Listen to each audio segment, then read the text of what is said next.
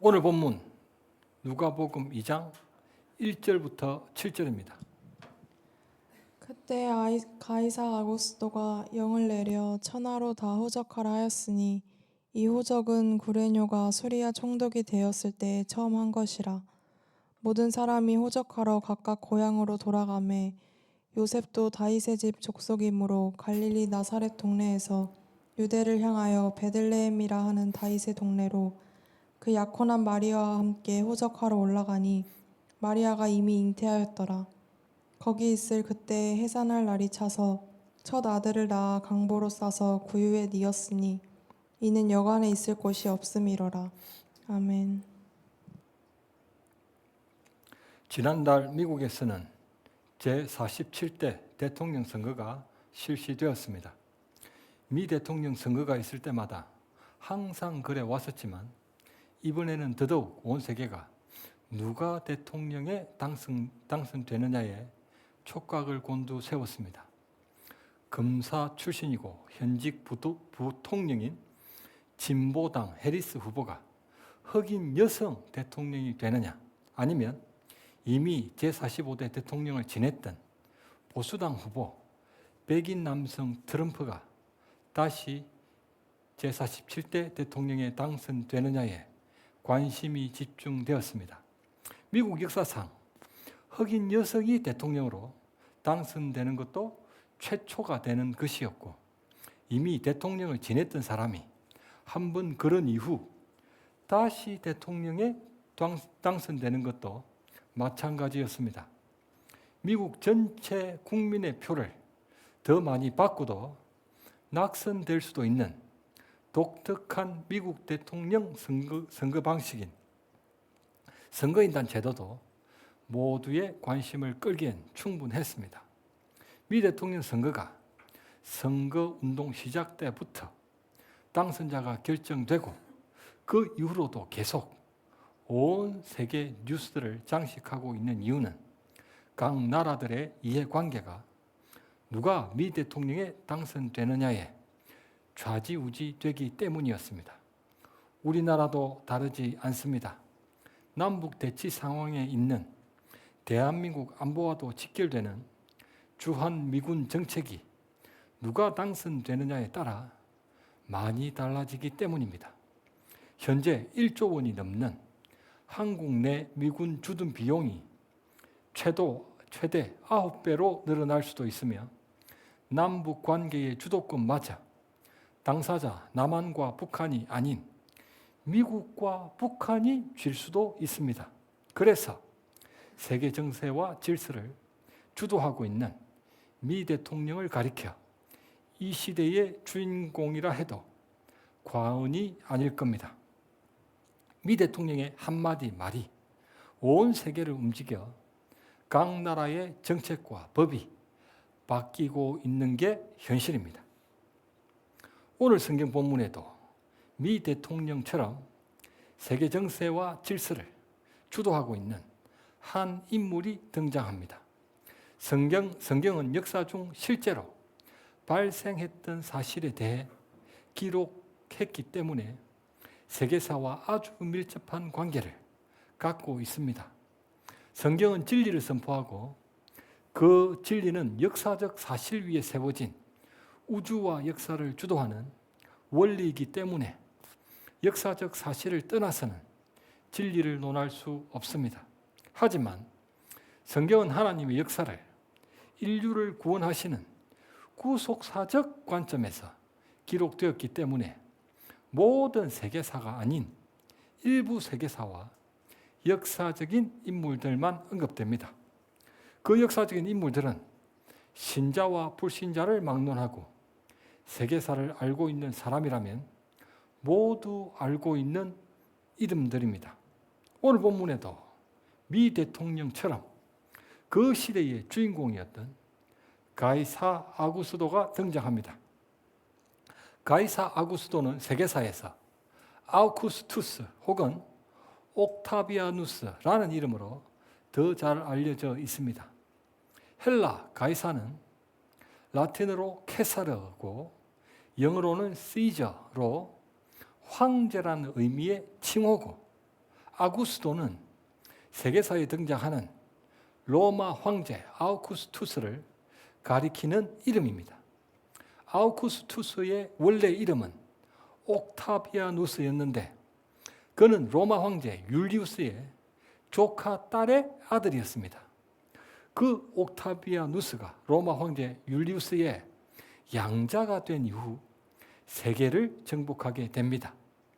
옥타비아누스는 탁월한 지도자로 주전 31년 아키움 해전에서 이집트 여왕 클레오파트라와 안토니우스의 연합군을 물리치고 찬란한 팍스 로마 시대를 열었습니다. 실제로 로마는 그로부터 약 200년 전에 건국되어졌고 여러 황제들도 있었지만 여러분들과 제가 일반적으로 알고 있는 로마 제국은 옥타비아누스 때부터이기 때문에 그를 로마 제국의 초대 황제로 손꼽기도 합니다. 옥타비아누스는 주전 27년에 로마 최고 권력 기구인 원로원으로부터 만장일치로 황제로 추대되었습니다.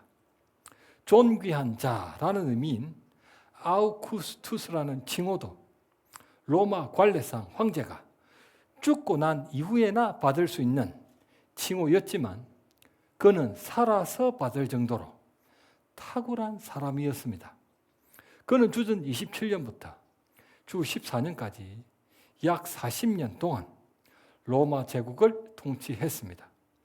한마디로 그는 세계의 왕이었으며 온 세계를 그의 한마디 호령으로 다스리는 절대 군주였습니다. 황제 아우구스투스는 세계 최강 절대 군주가 된 이후 죽은 양아버지 율리우스가 신이 되었다고 선언하고 자기 양아버지가 신이 되었기 때문에 자기도 스스로 신의 아들이라 칭하는 황제 숭배의 시초가 되기도 했습니다. 현재 전 세계가 사용하는 그레고리우스력 달력이 한 해가 1일부터 12월까지 12달 단위로 구성되고 그 12달을 가리키는 12가지 명칭은 로마 달력 율리우스력으로부터 유래되었다고 합니다. 원래 고대 로마 달력은 한 해가 12달이 아니라 1월부터 10월까지 10달이었습니다. 현재 영어로 9월은 September이지만 원래 세템은 7을 의미하는 라틴어 원래 세템버는 7을 의미하는 라틴어 세템에서 유래된 명칭이기 때문에 고대 로마 달력에서 세템버는 7월을 가리켰습니다.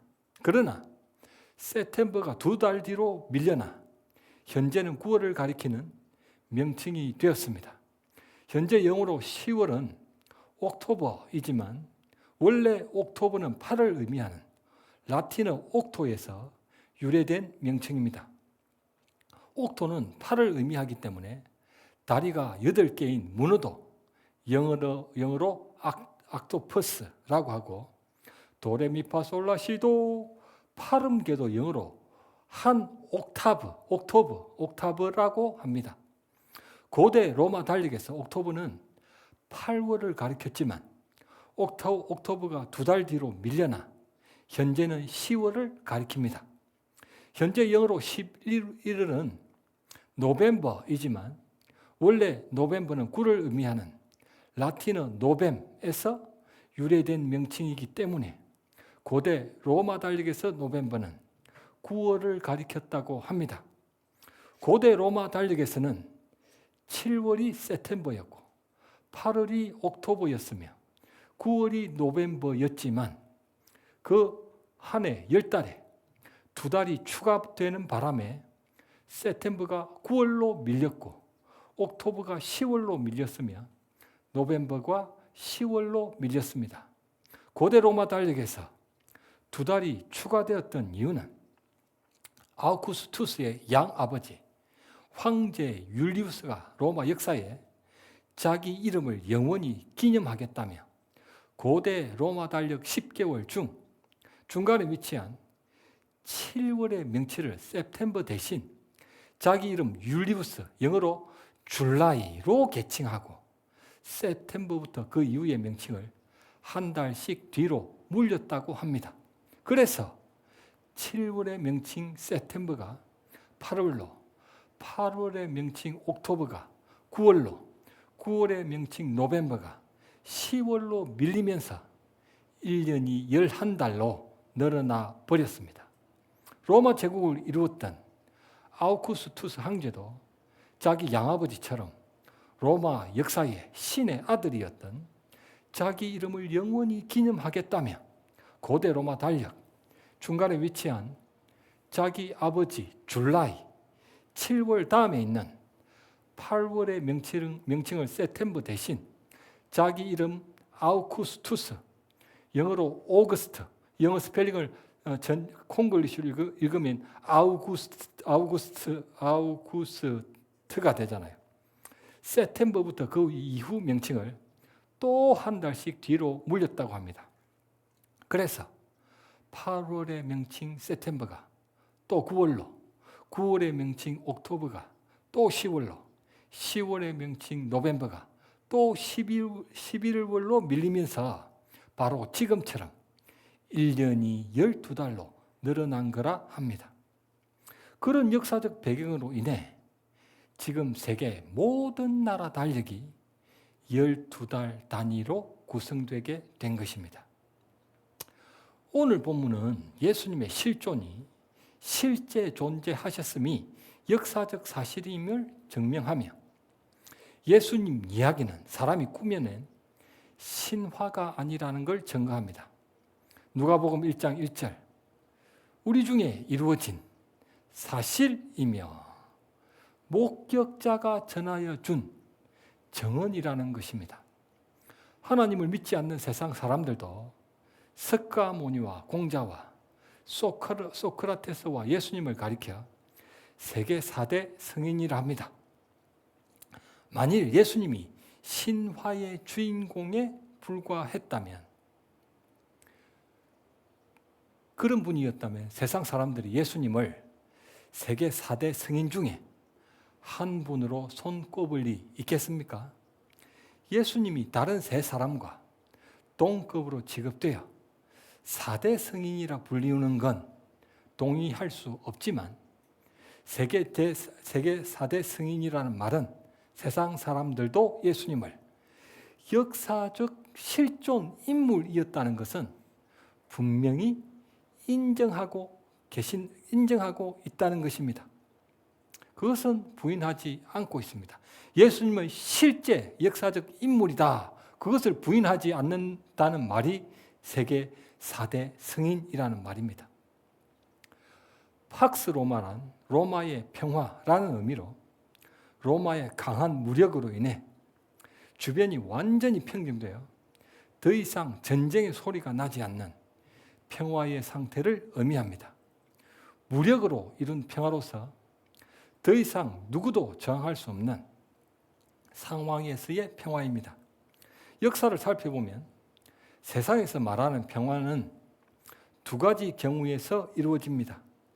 첫째는 힘의 균형에 의한 평화입니다. 예컨대 과거 냉전 시대 때 미국과 소련이 팽팽한 힘의 균형을 이루어 유지되었던 평화입니다.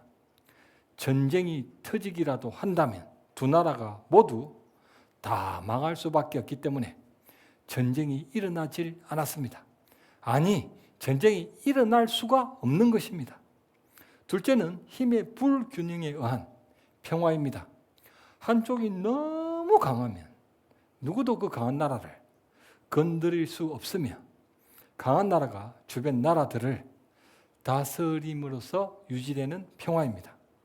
팍스 로마는 둘째 경우에 해당합니다. 로마가 너무 강했기 때문에 그 평화가 유지되는 것입니다.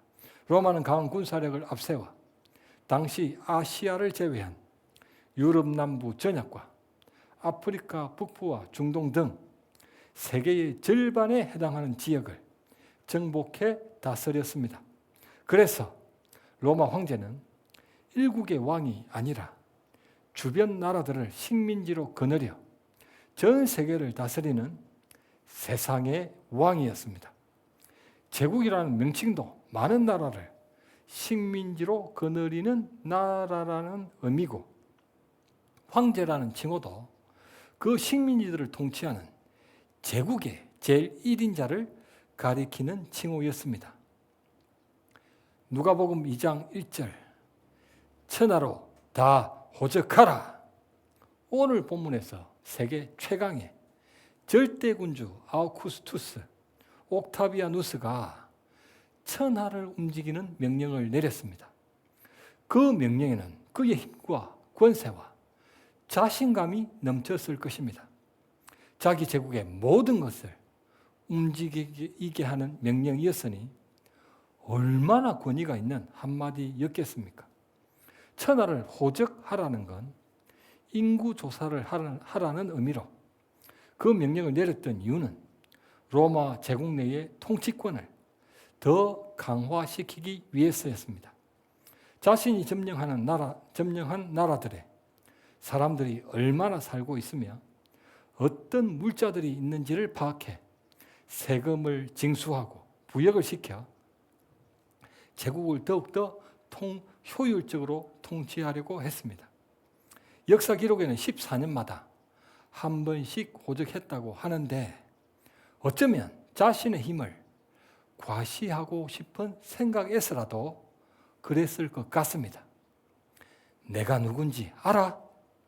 내 말 한마디로 천하를 움직이는 로마의 황제가 바로 나 아우구스투스야. 마치 돈 많은 부자가 자신의 재산이 얼마 정도인지 대강 알지만 밤을 새워서라도 한번 세워보고 싶은 마음 같은 것이 발동했던 것이 아닐까요? 그 명령은 떨어졌고 주변 모든 나라들은 그 명령을 지켜야만 했습니다. 지키지 않을 경우에는 잔인한 로마 군대에게 짓밟힐 수도 있을 수 있으니까요. 그렇게 황제 아우구스투스의 명령은 세계의 절반을 움직이고 있었습니다. 그 호령은 이스라엘 북쪽 갈릴리 작은 마을 나사렛에서도 울려 퍼졌습니다. 예수님의 육신적 아버지가 될 요셉도 호적을 하기 위해 조상 다윗의 고향 베들레헴으로 가야만 했습니다. 모든 사람이 고향을 향해 동시에 움직이는 이 광경은 한국에도 설날과 추석에 매년 2번씩 펼쳐집니다.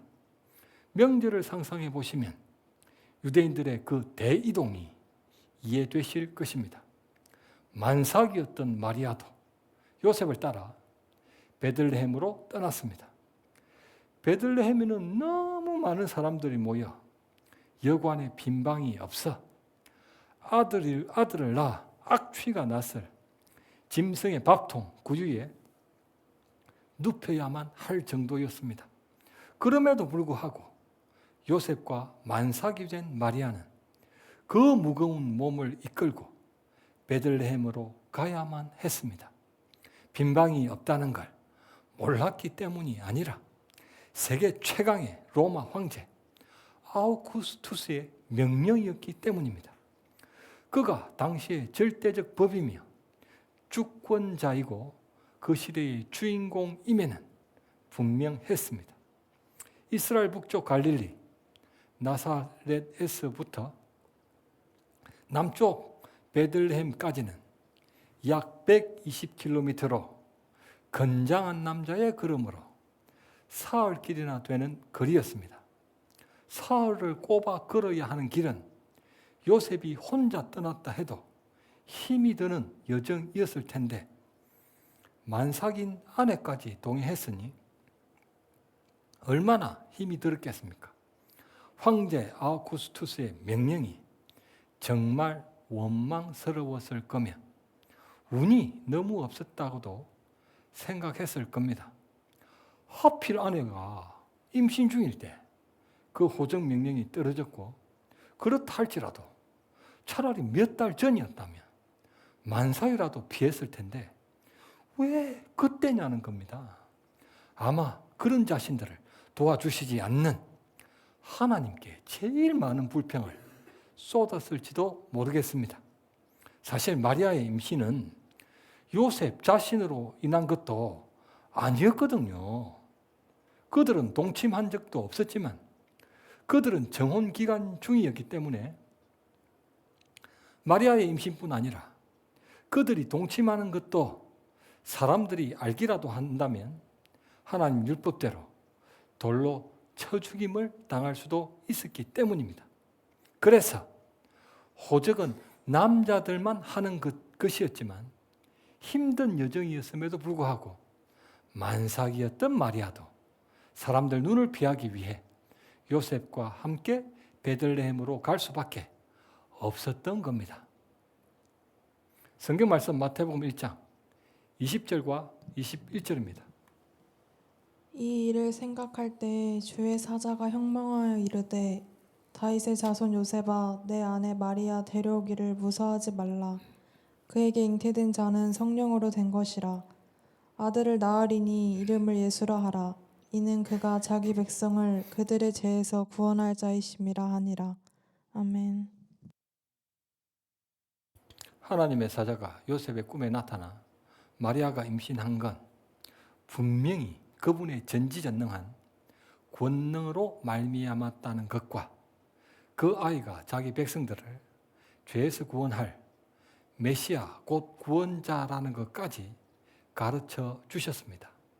그럼에도 불구하고 하나님이 제정해 주신 바로 그 율법에 의해 마리아가 사람들에게 순결하지 않은 부정한 여자로 취급되어 돌로 쳐 죽임을 당할 수도 있었기 때문에 그녀가 만삭의 몸으로 베들레헴으로 가야만 했습니다. 아울러 이후 메시아를 출산해 의리의리한 요람이 아니라 악취가 났을 짐승의 밥통에 눕혀야만 한다는 사실이 도무지 이해가 되질 않아 요셉은 하나님께 불평을 쏟지 않을 수 없었을 겁니다. 그러나 오늘 성경 본문은 세상의 주인이 누구시고 역사의 주인공이 누구신지를 분명히 증거하고 있습니다. 요셉과 마리아의 고난 중에도 하나님은 그분 섭리와 뜻을 이루고 계셨습니다. 하나님의 섭리는 요셉과 만삭이 된 마리아뿐 아니라 당시 세계 정세와 질서를 주도하고 있는 황제 아우구스투스까지 다스리고 있었습니다. 그들 모두는 합력해 하나님의 섭리와 뜻을 이루고 있었습니다. 요셉과 마리아는 천하를 호령하고 대단한 권세를 가진 황제 아우구스투스에 의해 그 힘든 여정 베들레헴으로 가는 거라고만 생각했을 것입니다. 그러나 그들이 모르고 있는 사실이 하나 있었습니다. 성경 말씀 미가서 5장 2절입니다. 베들레헴 에브라다야 너는 유다 족속 중에 작을지라도 이스라엘을 다스릴 자가 내게서 내게로 나올 것이라. 그의 근본은 상고에 영원에 있느니라. 아멘. 요셉과 마리아로부터 약 700년 전 하나님은 미가 선지자를 통해 그분 아들 예수님이 베들레헴에서 태어나실 걸 미리 말씀해 주셨습니다. 그들이 모르고 있는 사실이란 세상의 모든 역사와 움직임이 오직 한 존재, 예수 그리스도를 중심으로 진행되고 이루어진다는 것입니다. 물론 황제 아우구스투스는 오직 호적을 위해 호령했을 뿐이고 요셉과 마리아도 그 호령 때문에 힘든 여정을 떠났습니다. 로마 군대로부터도 짓밟힘을 면하여 그들 생명을 지켜내고 마을 사람들로부터도 돌로 쳐 죽임을 면하여 그들 생명을 지켜내기 위함이었습니다. 그러나 그들 의도와는 상관없이 진행되고 있는 하나님의 섭리가 있었습니다. 하나님이 약 700년 전에 예언하셨던 말씀을 이루시기 위해 황제 아우구스투스로 하여금 로마 제국 전역에 호령해서 호적을 하라는 명령을 내리게 만드셨습니다. 황제 아우구스투스는 마치 꼭두각시처럼 자신도 모르는 사이에 하나님의 도구로 사용되고 있었던 것입니다. 요셉은 그 호령으로 인해 고향 베들레헴에 호적하러 갔었고 마리아는 사람들을 비해 요셉을 따라갔을 뿐이었지만 그들 역시도 하나님의 뜻에 의해 움직이고 있었습니다. 역사의 진정한 주인공은 황제 아우구스투스도 미 대통령도 아닌 바로 주 예수 그리스도이시기 때문입니다. 그렇게 예수님은 베들레헴에서 세상의 주인으로 태어나셨습니다. 무엇을 위해? 성경 말씀 요한복음 6장 51절입니다. 나는 하늘에서 내려온 살아있는 떡이니 사람이 이 떡을 먹으면 영생하리라. 내가 줄 떡은 곧 세상의 생명을 위한 내 살이니라 하시니라. 아멘. 아멘. 나는 하늘에서 내려온 살아있는 떡이니 사람이 이 떡을 먹으면 영생하리라. 내가 줄 떡은 곧 세상의 생명을 위한 내 살이니라 하시니라. 베들레헴이라는 히브리어는 집이라는 베이트, 빵이라는 레헴의 합성어로 베들레헴 빵집이라는 의미입니다. 떡집. 베들레헴은 유대에서 가장 비옥한 지대로 주변 성읍들의 양식을 공급해 줄 정도로 풍성해 빵집, 떡집, 베들레헴이라 불리워졌습니다. 주님은 우리의 생명의 떡, 생명의 빵이 되기 위해 빵집 베들레헴에서 태어나신 것입니다. 누가복음 2장 14절 지극히 높은 곳에서는 하나님께 영광이요 땅에서는 하나님이 기뻐하신 사람들 중에 평화로다. 하늘 하나님께는 영광을 돌리고 땅의 사람들에게는 평화를 주시기 위해 오셨습니다. 로마 황제가 이룬 팍스 로마는 주변 약한 나라들이 강압적인 무력에 저항하지 못해 잠잠할 수밖에 없는 무서운 평화였지만 만화왕의 왕 예수님은 무력이 아니라 십자가에서 세상 모든 죄인 대신 심판을 받아주셔서 이루신 사랑의 평화입니다. 바로 그 평화를 위해 높고 높으신 하나님의 아들 예수님이 낮고 낮은 짐승의 밥통 나무 구유에 누심으로써 그 생애를 시작하셨고 사형털이었던 나무 십자가에 달리심으로써 그 생애를 마무리하셨습니다. 왜냐하면 예수님은 우리 대신 심판을 받아주실 정도로 우리 모두를 사랑하시기 때문입니다. 온 세계에 영향을 주었던 아우구스투스의 로마 제국과 예수님의 하나님 나라는 거의 같은 시기에 시작되었습니다. 그러나 로마 제국은 지금 사라졌지만 하나님 나라는 여전히 건재할 뿐 아니라 영원합니다. 그리고 우리를 통치하고 계십니다. 우리에게 명령하고 계십니다. 말씀을 맺겠습니다. 오늘 설교 제목은 평화의 왕 예수 그리스도입니다.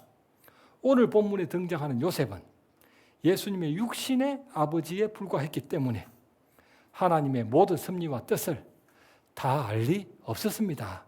그래서 황제 아우구스투스의 명령도 원망스러웠을 거고 운이 없었다고도 생각했을 거며 하나님께도 불평을 쏟았을 겁니다. 그러나 결국에는 놀랍게도 온 세상의 구원자 만왕의 왕 예수님을 출산했습니다. 그 과정은 눈물겹도록 힘든 일이었는데 그들이 그 힘든 과정을 어떻게 감당했고 하나님 뜻을 이루는 복된 사람들이 되었을까요? 주의 사자가 현몽하여 이르되 다윗의 자손 요셉아 내 아내 마리아 데려오기를 무서워하지 말라. 그에게 잉태된 자는 성령으로 된 것이라. 아들을 낳으리니 이름을 예수라 하라. 이는 그가 자기 백성을 그들의 죄에서 구원할 자임이니라. 다 알 수는 없지만 하나님 말씀을 전적으로 믿고 그 아들 이름을 예수라 지었다는 것은 그 믿음대로 순종하며 인내했다는 것을 말해주고 있습니다. 마리아가 하나님 아들을 잉태하고 하나님 뜻을 이루는 중이라도 고난이 있었습니다. 그처럼 저와 여러분들도 지금 하나님 뜻을 이루고 있는 중입니다. 그럼에도 불구하고 고난이 있습니다. 어떻게 해야 됩니까? 말씀을 믿고 순종하며 인내해야 합니다. 우리는 하나님의 뜻을 다 알 수는 없지만 분명한 건 우연은 없다는 겁니다. 우리 모두도 하나님 말씀을 전적으로 믿고 순종하며 인내해 죄에서도 건진받고 요셉과 마리아처럼 하나님 인도를 받아 그분 뜻도 이루시는 복된 사람들이 되시기를 우리 주님의 이름으로 간절히 축원합니다.